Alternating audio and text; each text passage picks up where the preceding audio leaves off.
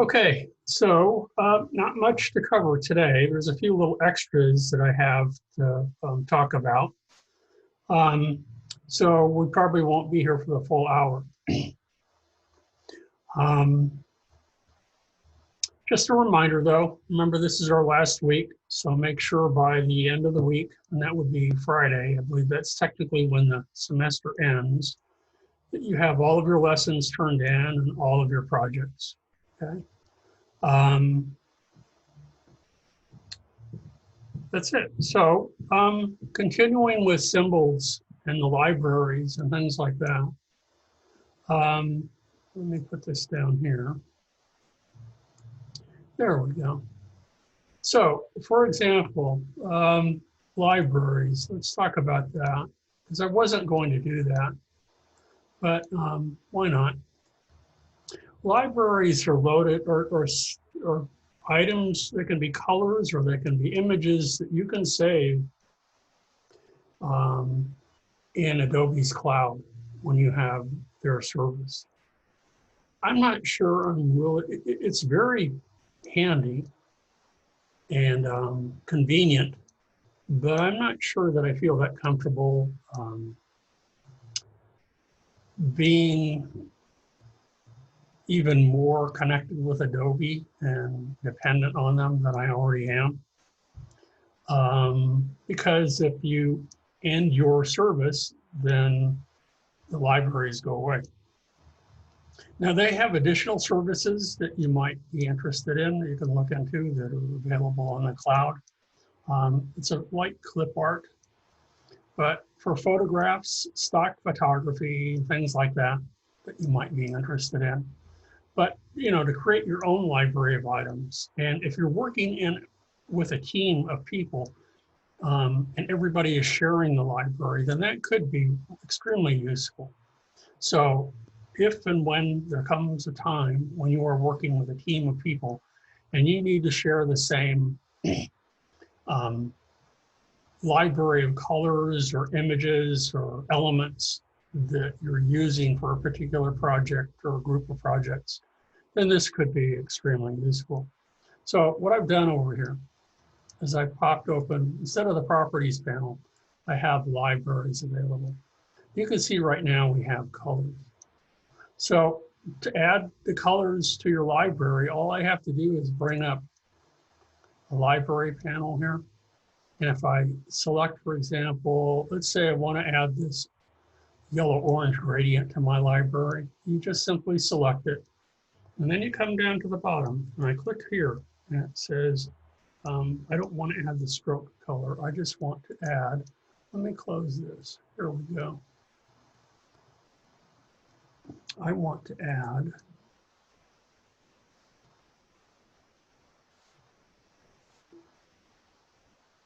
I guess, oh, because I have stroke selected. I want fill color selected. There we go.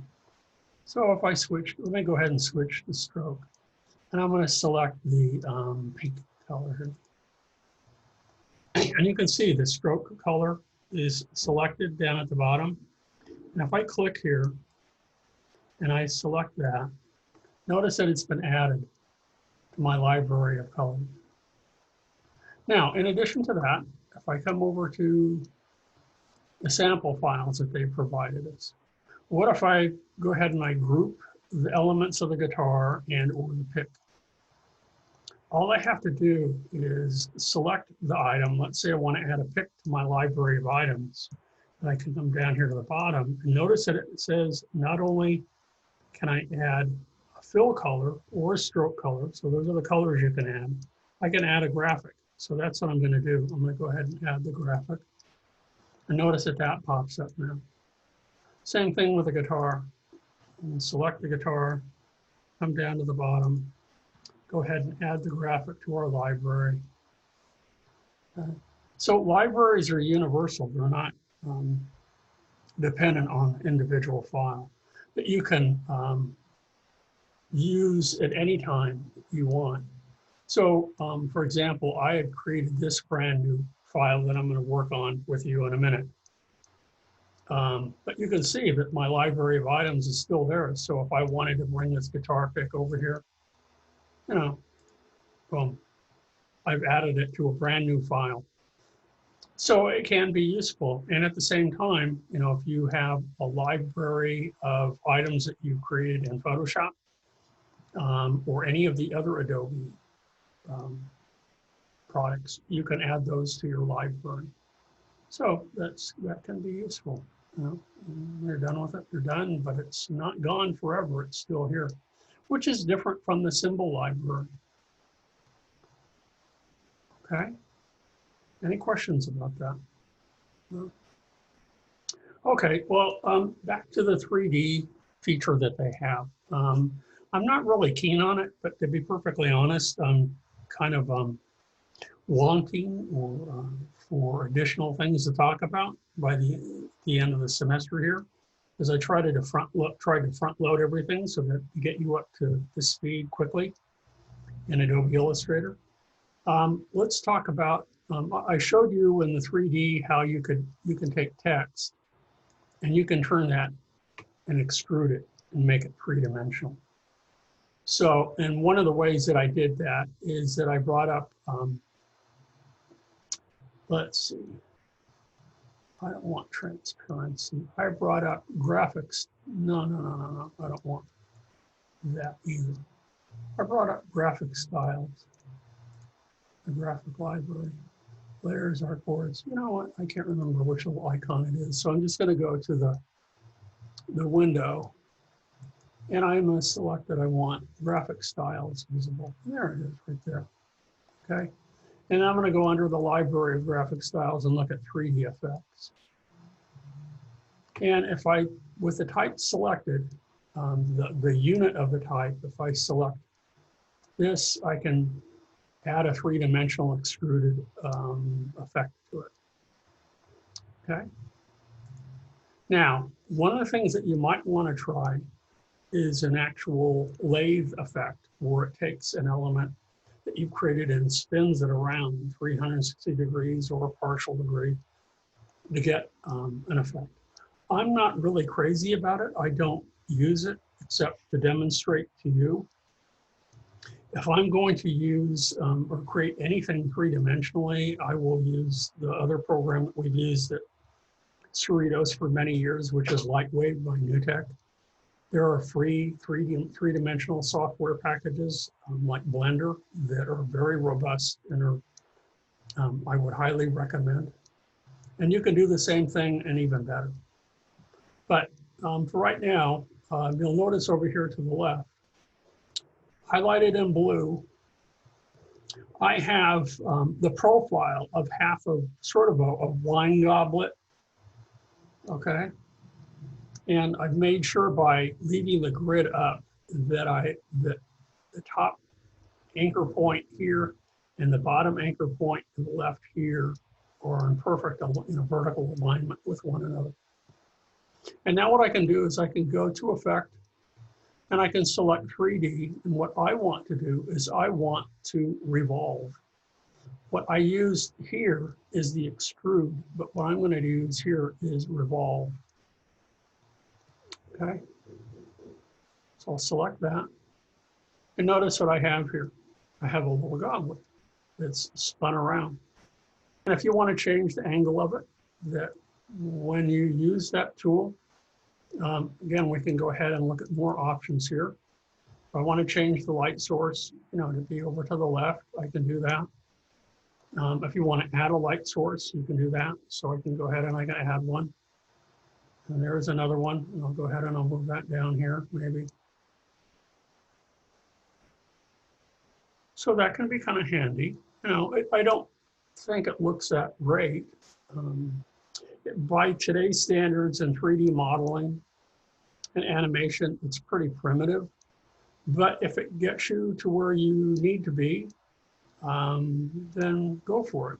And again, if you want to change the angle of the goblet, we can. I can go ahead, and if I want to look at it, more down like so, I can do that.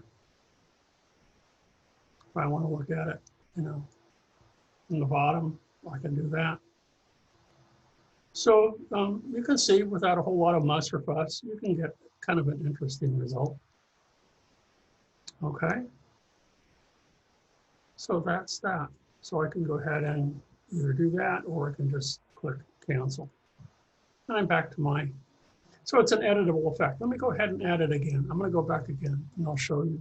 Because if I select revolve and we spin it around and I click OK, and I bring up my appearance panel. So if I go to window and make sure that I bring up appearance, you can see that right here, the 3D revolve has been added. That affects to this appearance of this path. So I can, from here, like all the other appearances, I can turn it off, turn it back on. I can edit it from here by clicking, double clicking, and I bring up the panel, back up, and I'm set to go. Okay. Professor, could you switch the interpreters? Sure. Thank you. To Brooke. Hold on here. Where'd my finger? Oh, here it is. Okay.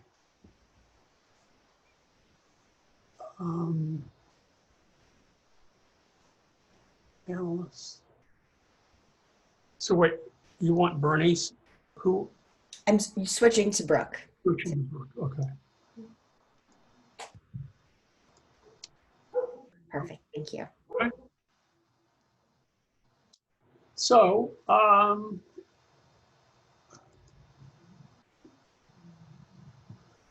that is really all I have to show you, unless there's something more that you guys have an interest in, or if you're working on your project and you have some questions and you'd like me to help you troubleshoot and to figure it out.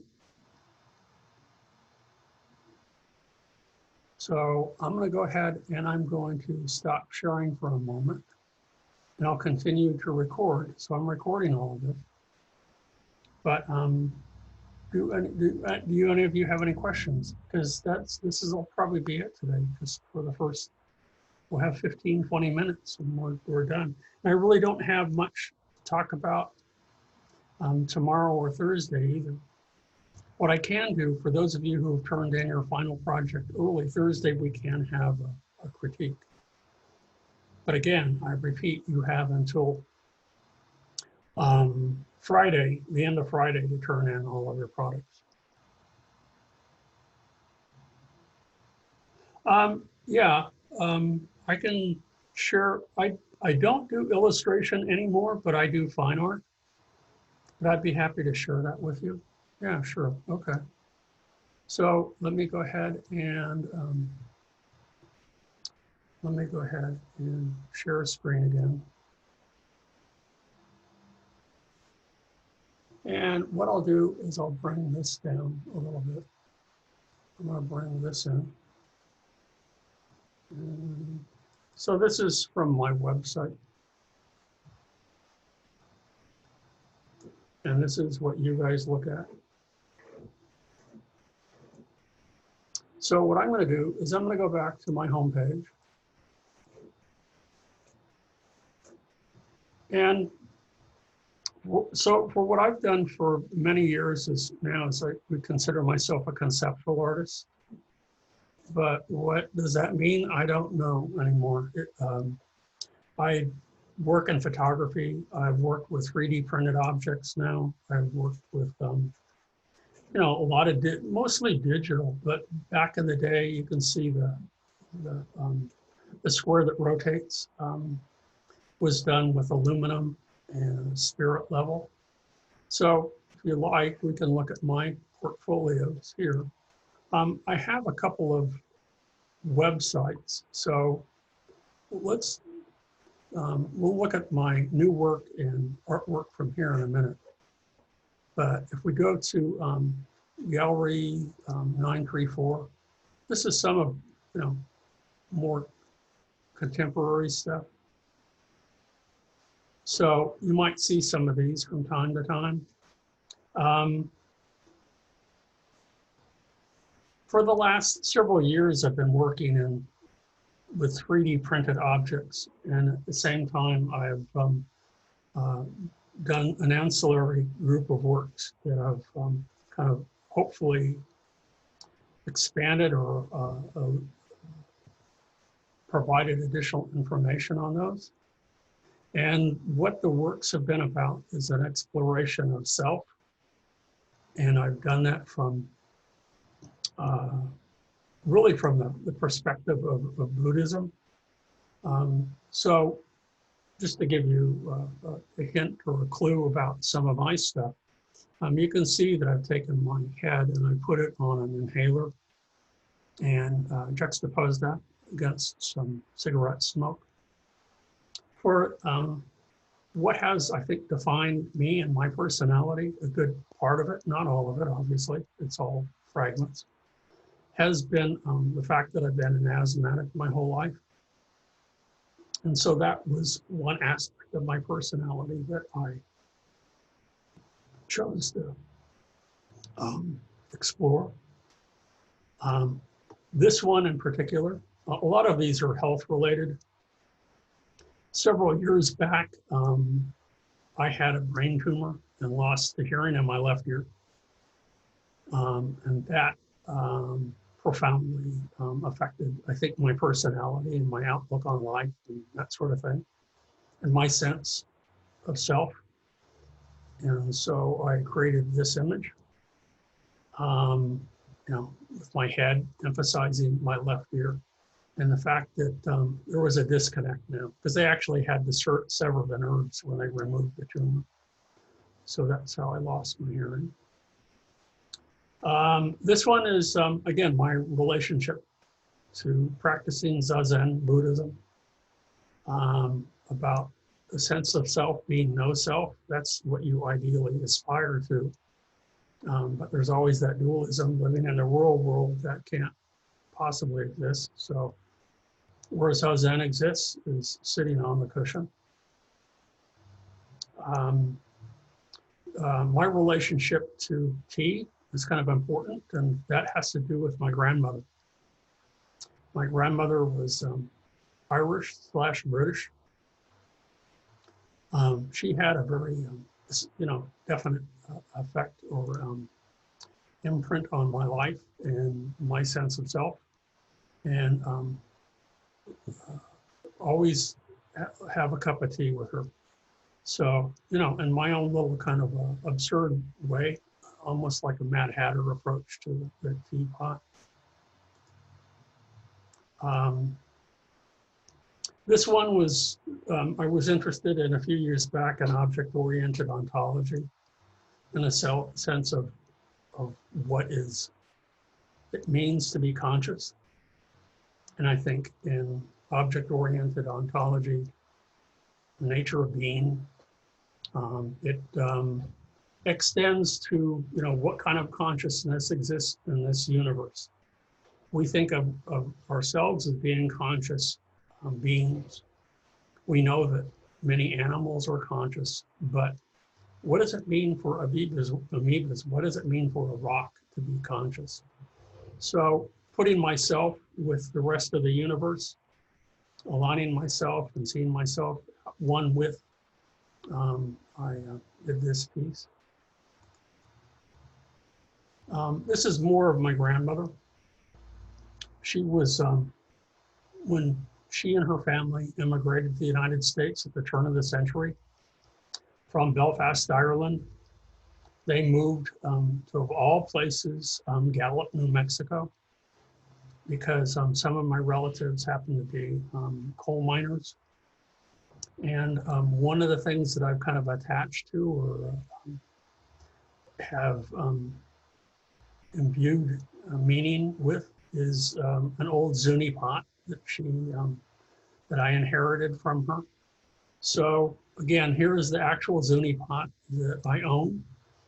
And this is my version of my Zuni pot with my heads on it. So that I printed in 3D. This piece kind of goes back to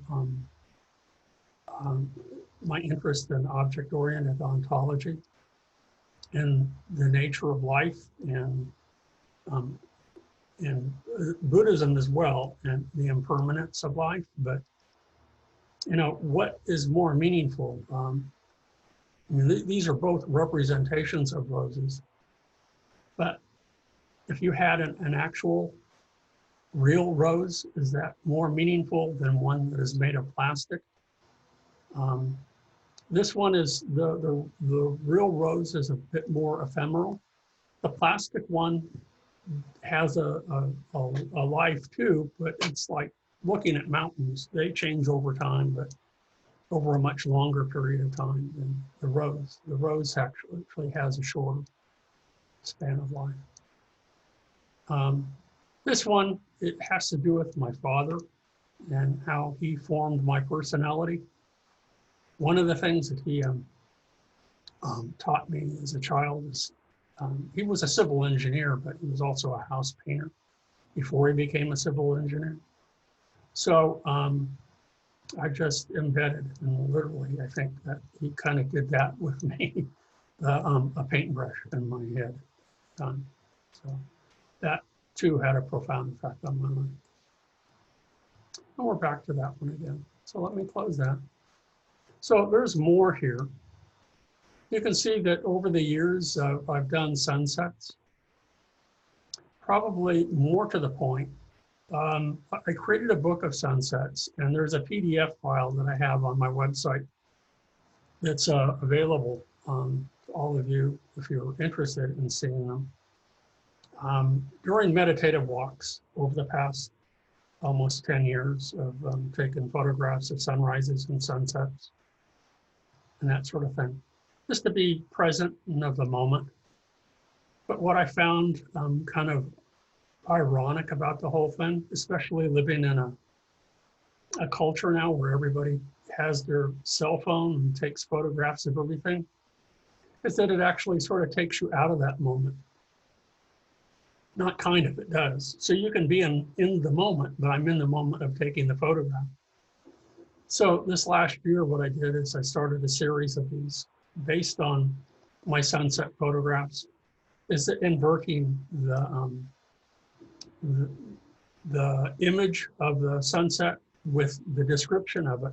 Usually the description is subordinate to the image, and I've turned that on its head, and I've made the fact that this was taken with an iPhone the main feature or the main focus of this piece, and framed it, and then actually taken the smaller image of the sunset now and reduced it to the size that normally the description would be of the project. So that's some of those on that website. This is the little Russian doll, kind of nested self, which kind of is based on one that I had done earlier. So let me go back to home. So that takes me back to my other website. Come on. Maybe it's not going to take me back. Why not?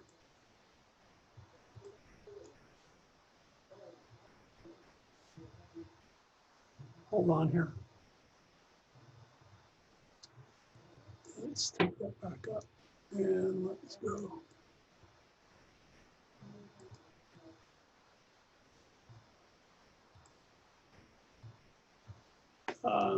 Oh, I know. I clicked the wrong button.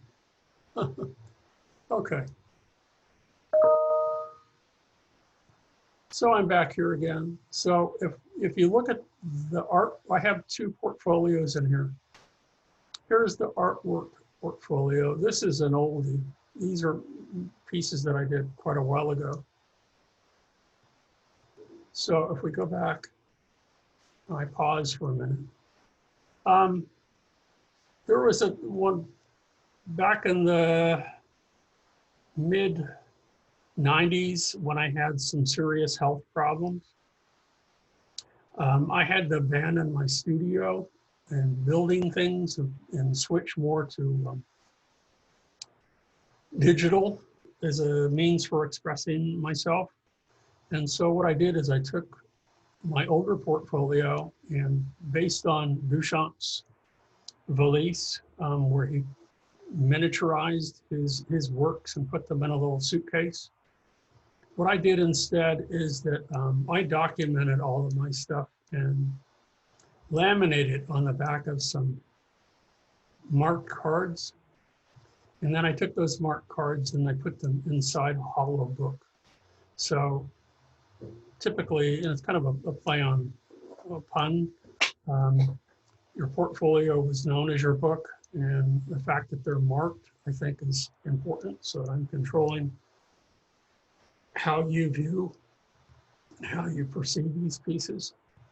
So that was an older piece.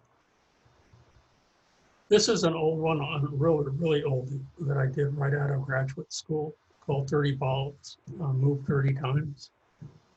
And what it was is 30 shot puts stacked like cannonballs.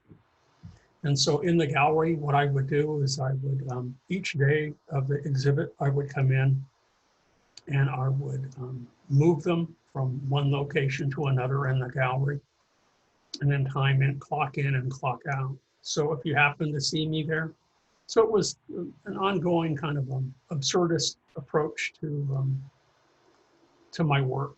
And early on in graduate school and right afterwards, the theater of the absurd in emptiness and nothingness did play a large role in my work. Excuse me, Professor, do you mind switching the interpreters? Thank you. Yeah, hold on. Let's go back here. To Bernice. Yeah. There we go.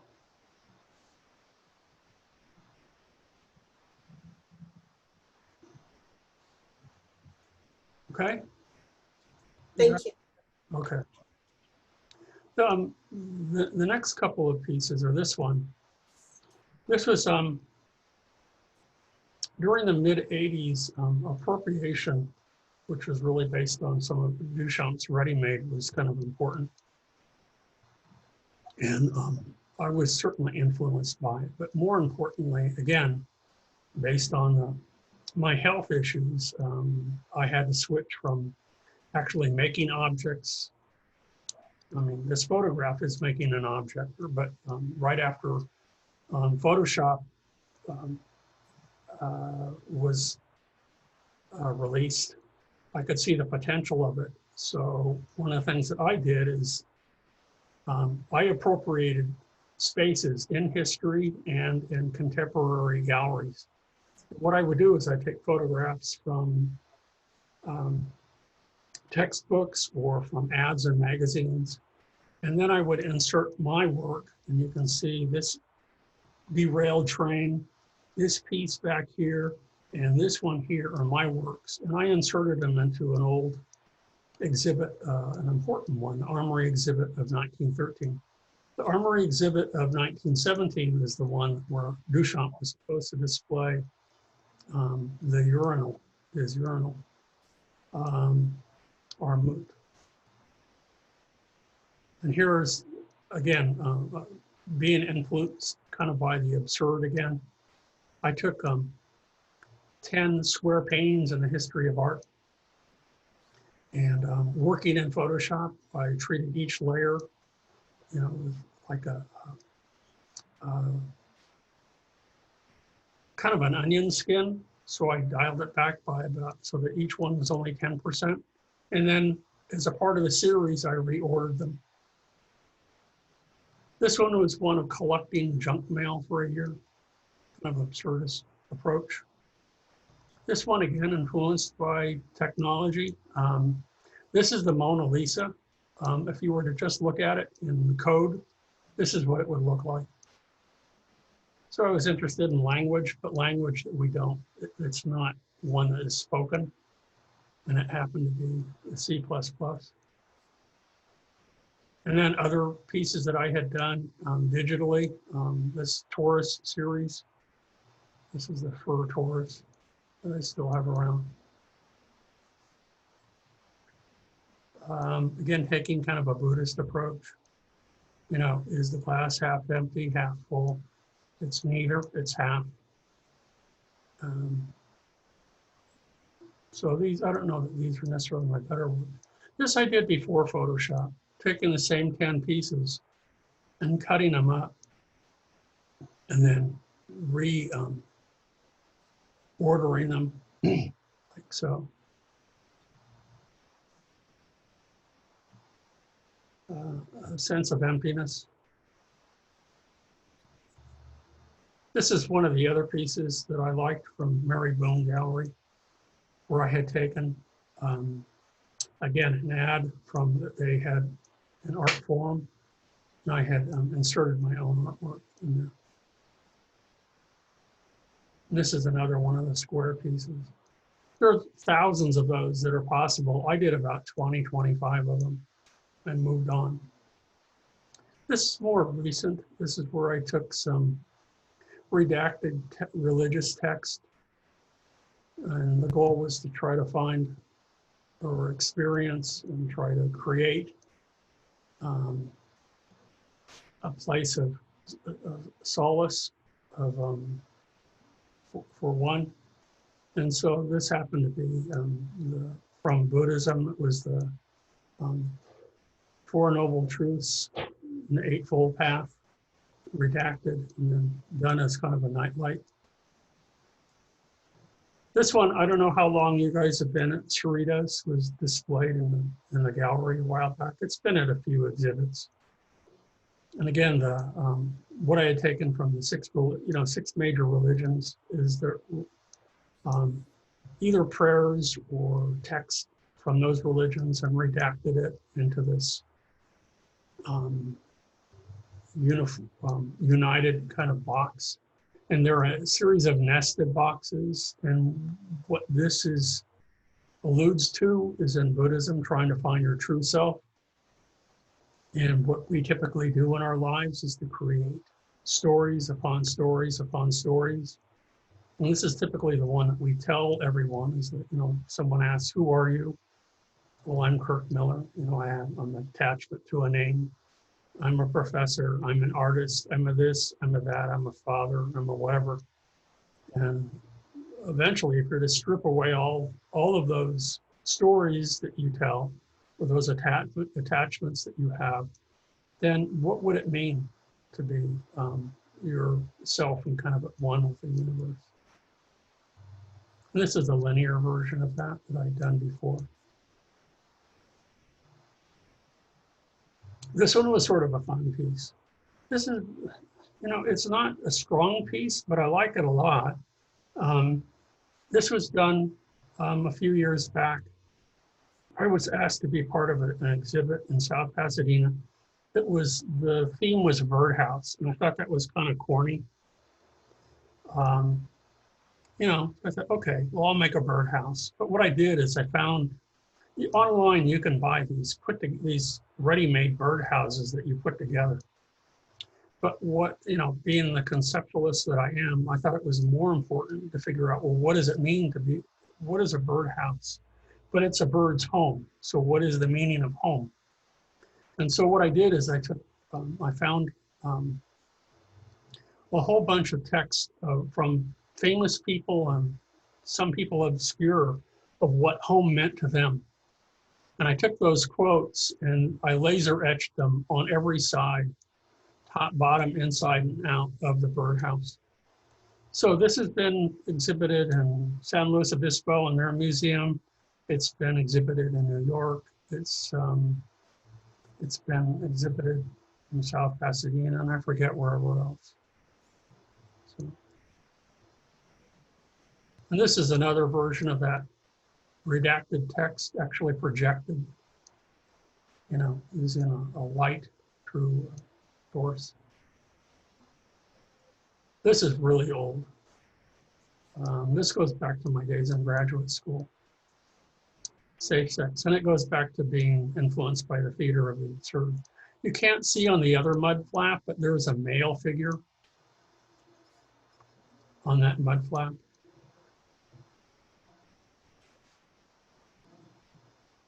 And this was a piece, some of these pieces are gone now. The other one is totally gone. This one was in Milan someplace. It's a piece that, it's a digital slot machine. And I put together these pieces, and then if 9 zeros comes up in a row, then you win the piece. And that's theoretically how you either sell the piece or how you buy the piece, is that you have to win it by putting in a quarter. That's gone.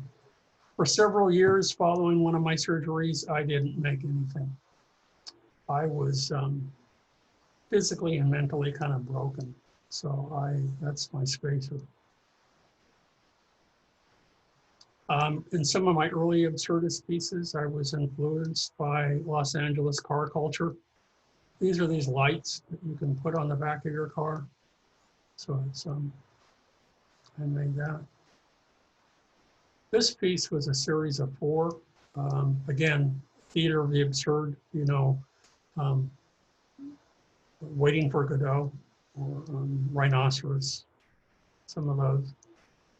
It's a piece that it spins, but very slowly, like kind of like the hour hand of a clock. And it only spins when you stand in front of it. So it's almost imperceptible. This is more about when Google kind of took off. And I was wondering, you know, everybody now does, you know, a Google search, and you know, of your own personal name. And so that's what I did several years back. And I found lots of Kirk Millers in the world, probably a lot more now if I were to do this again. And so any works that were tagged with Kirk Millers, they weren't necessarily images of a Kirk Miller, but tagged with the name Kirk Miller, I put together and printed them and did them as a piece. So that's we and what's in a name. This is more from the theater of the absurd. It goes back a long, long time, probably close to 30 years. Sisyphus, where this piece just like a clock winds up and snaps back, winds up and snaps back. And this was, again, a piece that I had done for my graduate show a long time ago. You take a number, but you walk up and you can't take the number. It's kind of hidden. It's from you. You can't, you know, what does it mean to just be, to stand in line? So that's the last piece. Those are yellow balls, red tape. This is a part of that other exhibit where I would come and move those 30 cannonballs around the shot puts. But in this one, I would attach these Velcro covered ping pong balls to these fabric covered pieces every day of the exhibit. And it started, you know, 100 a day. So by the end of 30 days, I had 3,000 of these on here. This is kind of mid-exhibit. Some of the more contemporary pieces, the new works. This one you've seen. This was exhibited in San Pedro a little while ago. This one I've had in a couple of shows. Again, this is, you know, all of those individual pieces that you saw and more of the kind of the diptychs. Well, these are those printed pieces on their individual stands, shown as a group.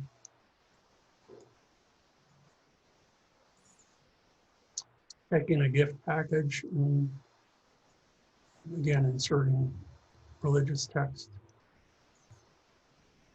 More influence of Buddhism. More of those redacted boxes. And the palpable self, because I had had eye surgery.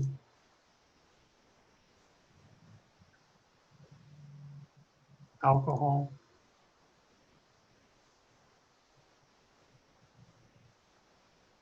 Notion of the selfie.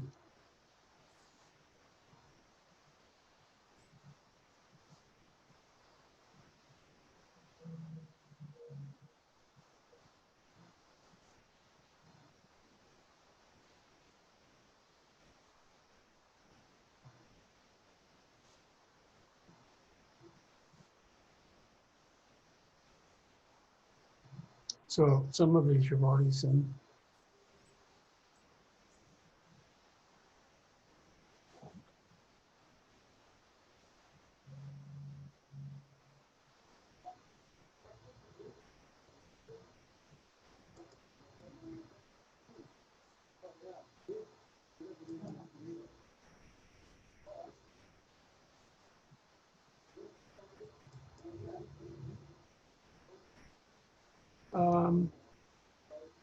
Just another approach, down here, taking some of those and setting them up kind of like a family portrait. But again, all of those allude to members of my family and how they have impacted me and my sense of self. So that's pretty much it. Oh, I did say that the book that I have, if you go, and if it interests any of you, where did I put it? I think it's here about, yeah, here it is. So if you look here, these will take you over to that website. But if you look in here, where is it? There you go. If you go over, it's this little hidden link. If you click here where it says meditations, it will load up the PDF file for a book that I made this year of all of the sunsets that I've done. And all of these, the point is that that all of these sunset photos are taken with my phone. That was important.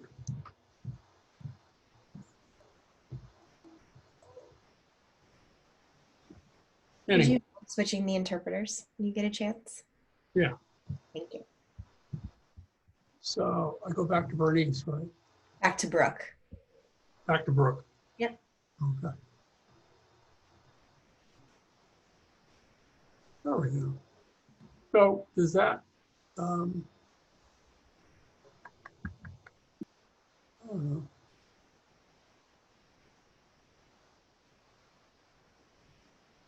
Participant.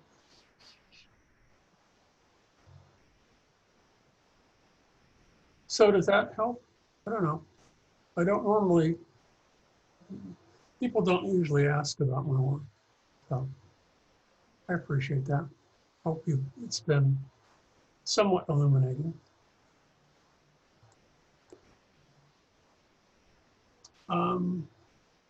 Where did I put, let me put a hold on the, so I'm going to pause my recording.